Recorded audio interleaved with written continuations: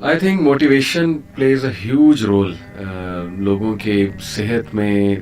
کئی ڈاکٹر صاحب میں نے بھی ایسے کیس اسٹڈیز دیکھی کہ ڈاکٹرز نے کہا جی 3 مہینے آپ کے پاس, 1 مہینہ آپ کے پاس, and people went on to live like 4 years 5 years. اللہ کی رحمت سے آپ کو شاید وہ علی بنات کا پتا ہو. بالکل بالکل, سبحان اللہ. میں وہ اسٹوری علی بنات, مطلب اللہ جب مطلب وہ اللہ نے اس سے نیکی کرانی تھی, اللہ نے اسے زندہ رکھا. وہ کہتے ہیں نا جب تک توبہ کا دروازہ کھلا ہے کسی کو گناہ گار مت کرو, کیونکہ یہ کسی بھی وقت جو ہے اللہ کا کرم ہو سکتا ہے. اور وہ دیکھیں کہ وہ بیماری اس کے لیے, اور وہ الحمدللہ میری والدہ کو ڈاکٹر نے 3-4 مہینے انہوں نے, کیونکہ وہ بونس تک اسپریڈ ہو گیا تھا سارا, تو اور پھر ایج بھی زیادہ تھی, اور پھر ان کنٹرول ڈائبٹیز بھی تھی کیونکہ وہ پرہیز نہیں کرتی تھی. لیکن وہاں سے الحمدللہ 3 years انہوں نے گزارے, اور آسانی سے گزارے الحمدللہ. جس کو اللہ زندہ رکھنا چاہے, اللہ تعالیٰ کے ہاتھ میں سب کچھ. لوگ نا آئی تھنک ڈاکٹر صاحب کنکلوژنس کو جمپ کر جاتے ہیں بہت جلدی کہ ہائے مجھے یہ ہو گیا, اب یہ ہو جائے گا. پھر اوور تھنکنگ, فیوچر آپ نے دیکھا ہی نہیں, آپ کو پتہ ہی نہیں آپ نے کل زندہ رہنا ہے کہ نہیں رہنا ہے. اتنی فکر اگر ہم نے آخرت کی ہوتی, اللہ تعالیٰ کو فیس کرنے کی ہوتی, تو زندگی پتہ نہیں اس کا رزلٹ ہی کچھ اور ہوتا. تو آئی تھنک کنکلوژنس کو ریچ نہیں کرنا چاہیے.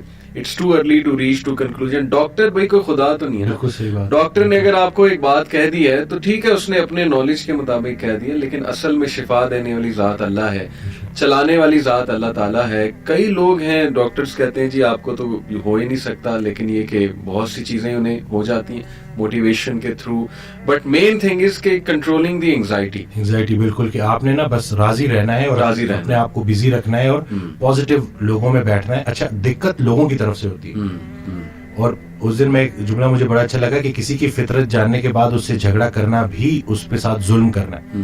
جب آپ نے ایک بندے کو دیکھ لیا کہ وہ انگزائٹی سے گزر رہا ہے, اور آپ بجائے سے کہ اس کو بولو کہ ڈرامے کر رہے ہو, اس کے ساتھ بیٹھو. وہ کسی نے اس دن حضرت سے پوچھا کہ کیا غیر مسلموں کو بھائی کہہ سکتے ہیں, تو جواب دیا کہ پہلے بھائی کو تو بھائی کہہ دو, پہلے بھائی کو تو بھائی کہہ دو جو تمہارے ساتھ ہے, باقیوں کی تو چھوڑو نا, کیونکہ سارا پوچھا ہی ان کا جانا ہے پہلے کہ آپ کے جو اپنے قریبی رشتہ دار ہیں. تو یہ رشتہ دار جو ارد گرد کے ہیں ان کا بڑا رول ہے. اگر ایک بندہ آئسولیٹ ہو گیا ہے تو طریقے سے اس کے ساتھ بیٹھے اور اس کو وہی فی الحال سنائیں جو وہ سننا چاہتا ہے. پہلے اس سے تعلق بنا لیں, پھر آہستہ آہستہ. جیسے میرے پاس ایک بچہ آیا اس دن, وہ ڈرگز لیتا ہے, تو میں نے وہ پوری اس کی جو ہے پوری کاؤنسلنگ میں نا میں نے ایک دفعہ بھی جو ہے یہ چیز نہیں چھیڑی. اور ان کی وہ مدر بار بار بول رہی کہ یہ ایسا ہے, یہ ایسا ہے. تو خیر میں نے اس بچے کو باہر بھیجا اور میں نے ان کی میں نے کہا کہ میں نے ایک دفعہ اس بچے کو بولا, میں نے کہا آپ کیوں بار بار. صحیح بات. میں نے کہا وہ اس سے نفرت نہ کریں, وہ آہستہ آہستہ چھوڑ دے گا, فٹنس کی طرف آئے گا, ایکسرسائز کی طرف آئے گا, ڈائٹ کی طرف آئے گا, نکل آئے گا. جی تو یہ بس یہی ہے نا کہ لوگ جو ارد گرد کے رشتے دار ہیں وہ بھی بڑا کام خراب کرتے ہیں. وہ سمجھتے نہیں ہیں اگلے کو, وہ بس دھتکار دیتے ہیں. پھر جو اگر آپ نے اپنے گھر سے ہی آپ کو سوشل سپورٹ ہی نہیں ملی اگر آپ کو, تو ظاہر ہے پھر بڑا. تھوڑا سا اگر آپ سے پوچھنا چاہوں اف یو آر کمفرٹیبل کہ وٹ کلکڈ فار یو, آپ نے کہا کہ آپ نے کافی عرصہ انگزائٹی فیس کی, وہ سنگل چیز یا وہ چلے نمبر آف تھنگز جو آپ کے لیے کلک کی, وہ کیا؟ جسے میں اپنا بدترین دور سمجھ رہا تھا وہ بہترین دور کا آغاز تھا. اچھا. پہلے ہوا میں اکیلا, کیونکہ میں نے ایک ڈیسیژن لیا, سب نے چھوڑ دیا, ٹھیک ہو گیا. اتنی آئسولیشن تھی کہ, اور پہلے بالکل مجھے اللہ کی رحمت سے میں نا امید ہو گیا تھا, اور مجھے لٹرلی وہ سوسائڈل تھاٹس بھی آنا شروع ہو گئے. تو اسی دوران میں ایک ویڈیو سن رہا, تو اس میں وہ اللہ نے کسی نہ کسی کو بہانہ بنانا ہوتا ہے, وسیلہ بنانا ہوتا ہے. تو وہ قاسم علی شاہ صاحب کی نا میں سن رہا تو ایک ویڈیو, تو اس میں انہوں نے کہا کہ حضرت واصف علی واصف رحمۃ اللہ علیہ. تو میں نے ویسے ہی نا میں نے سرچ کیا, تو پہلی ویڈیو جو سامنے آئی وہ تھی غم. تو اب وہ میں نے کلک کی, کیونکہ اب وہ جیسے میں نے کلک کی تو اس میں الفاظ یہ تھے کہ غم میں غم دینے والے کو یاد رکھنا, یاد رکھنا تیرے رب سے سب سے قریبی رشتہ سجدے کا ہے, اور اس سے بھی قریبی رشتہ آنسوؤں کا ہے. آنکھ میں آنسو ہیں, سر سجدے میں ڈال, نام محمد آہوں میں, دیکھ یہ غم تجھے کیسے سرفراز کرتا ہے. یہ وہ موتی ہیں جو تجھے تیرے مقام سے آشنا کریں گے. غم سے گھبرانا نہیں ہے, غم کو ریڈ کرنا ہے. وہ حدیث شریف نہیں سنی کہ جس باپ نے 3 بیٹیوں کو پال پوس کے بڑا کیا, اور رخصت کیا, یعنی کہ رخصتی کا غم برداشت کیا. جو 3 دفعہ, کیونکہ جتنی پیاری بیٹی ہوگی اتنا بڑا غم دے کے جائے, تو جو 3 دفعہ اس غم سے گزار دیا گیا, اگلا مقام اس کا رسول اللہ صلی اللہ علیہ وسلم کے ساتھ ہے. تو غم تو تجھے اللہ کے قریب کرنے آئے, یہ شارٹ کورس ہے. اب میرے لیے جو میری تنہائی تھی وہ میری سب سے بڑی سپورٹ اس لیے بن گئی کہ مجھے کوئی ڈسٹریکٹ کرنے والا نہیں تھا. پھر میں نے اور سنا, پھر میں نے اور لوگوں کو سنا, پھر میں نے اسی طرح سے یوتھ کلب, اسی طرح سے طه ابن جلیل سارا. اکثر جب وہ جو تھا, جو لاسٹ جو ہمارا ہوا تھا, تو اس میں نے انہی کی سنی باتیں انہی کو سنا رہا تھا. تو بس دیکھیں نا کہیں سے بھی اگر, اور ان سے بھی جب پوچھتے تھے نا جیسے کہ آپ کے لیے ہم کیا کریں, تو انہوں نے کہا کہ میرا یہ پیغام لوگوں تک پہنچا کہ یہ جو ہم عمل سے خالی ہو گئے ہیں نا, وہ علم جو عمل سے خالی رہ جائے اس کا بھی پوچھا جائے گا. صحیح بات. تو کرنے والے کام ہے, کر ڈالو. ہمارا سب سے بڑی خوش فہمی ہماری یہ ہے کہ ہمارے پاس ٹائم ہے. ہم انفارچونیٹلی آخری سانس کو موت سمجھتے ہیں. بچپن مر گیا, جوانی مر گئی. جوانی تو ہاتھوں سے ایسے نکل جاتی ہے جیسے مہندی کا رنگ, ٹھیک ہے. اور پھر جب آپ کو پتہ چلتا ہے تو آپ اس بڑھاپے میں ہو, اور اب آپ جو ماضی میں دیکھ رہے ہوتے ہو کہ کہیں میں اب کیا لے کے جا رہا ہوں اللہ کے پاس. تو یہی ہے کہ یہی وقت ہے.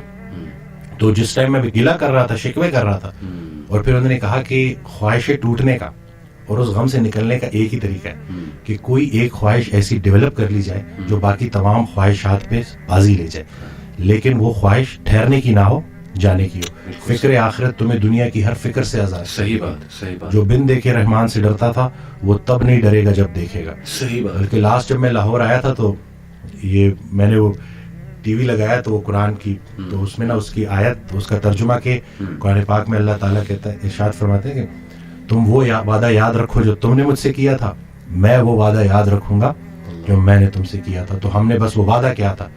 نماز بھی تو اللہ کی یاد ہے نا. صحیح صحیح. تو اور پھر دوسرا یہ کہ یکسوئی, کہ جب آپ کا نا یکسوئی نصیب ہو جائے, ایک ہی آپ ڈائریکشن میں چلنا شروع ہو جاؤ. محبت کیا ہے؟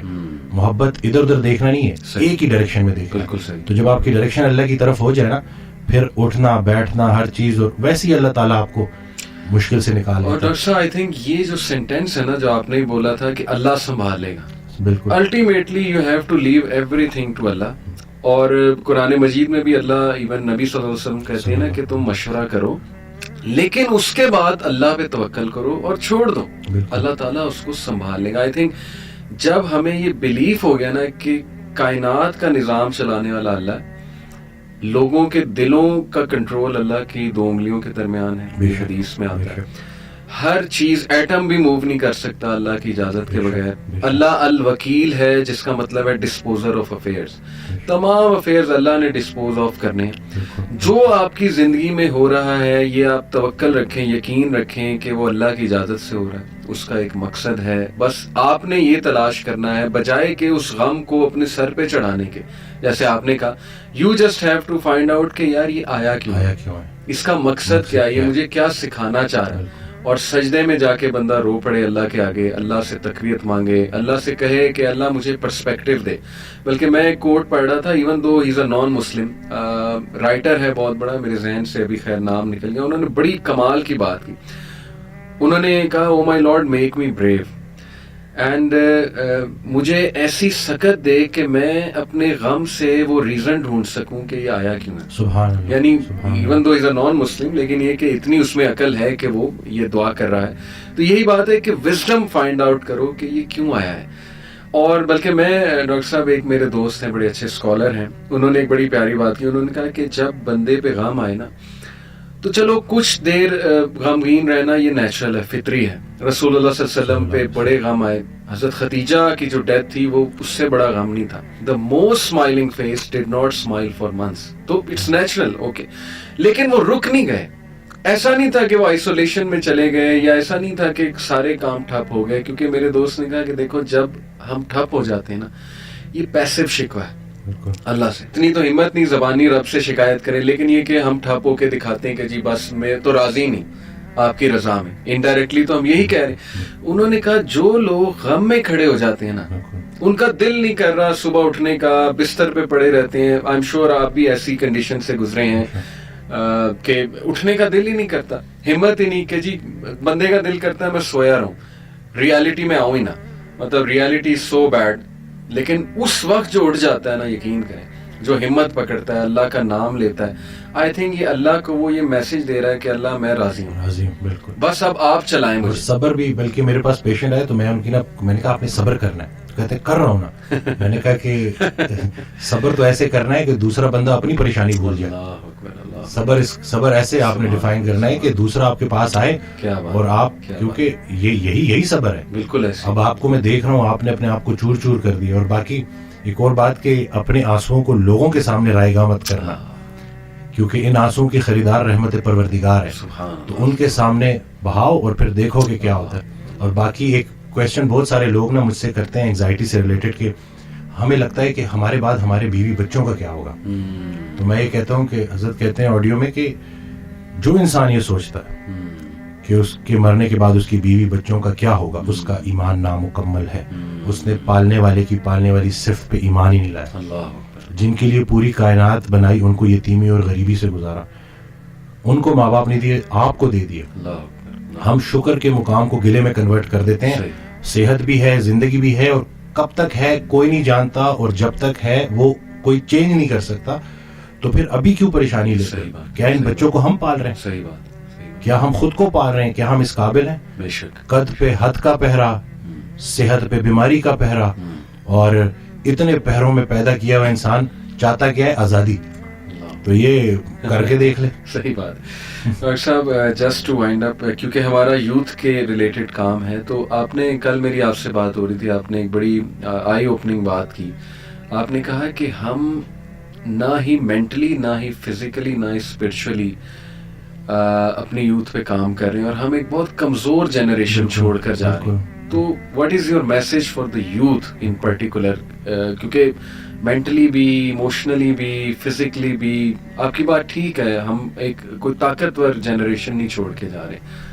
دیکھیں اصل میں بہت چیلنجنگ ہے, لیکن ان بچوں کو یہ سمجھنا ہوگا کہ ابھی چونکہ عمر ایسی ہوتی ہے. اس دن بھی ایک کوئی ہارٹ بریک ہو گیا تھا تو پراپر نہ صحیح ڈپریشن میں, تو میں نے اس کو کہا کہ ہر اس انسان کا شکریہ جس نے میری آنکھوں کو آنسو دیے. یہ آنسو مجھے اللہ کے پاس لے گئے. اس انسان کا سب سے بڑا تحفہ یہ جدائی ہے, مجھے اللہ کے پاس لے کے جائے گی.